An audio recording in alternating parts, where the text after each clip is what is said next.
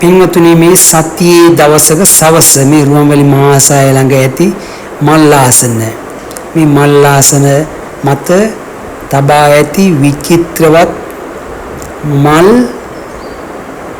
පූජා මේ බලන්න අටපෙතියා දාස්පෙතියා නෙළුම් මාලේ නිල් මාලේ චෛත්‍යයක් වගේ හදලා මේ අටපෙතියා වලින් සහ මේ නෙළුම් මල් වලින්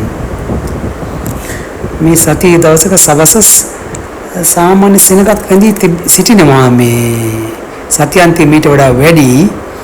නමුත් සතියේ දවසකත් මේ සාමාන්‍ය පිරිසක් මේ මෙතන මේ බලන්න මේ ස්වාමීන් වහන්සේ ජපාන් ස්වාමීන් වහන්සේලා පිටරට ස්වාමීන් වහන්සේට මෙතන මේ අර ඈතින් පේන ස්වාමීන් වහන්සේ තමයි මෙතන මේ හැමදාම වගේ මේ මල්ලාසනේ බාර ගන්න තින්නේ. මේක ගලින් සෑදු මල්ලාසනයක් මේ රවුමට තියෙන්නේ. මෙතන ඒ ස්වාමීන් වහන්සේ තමයි මේ හැන්ඩල් කරලා මේ මල් ලස්සන්ට තියවන්නේ. මේ බලන්න අපටත් තරංගින් මේ ස්වාමීන් වහන්සේ කියලා මෙතන මල් තියලා පූජා කරන්න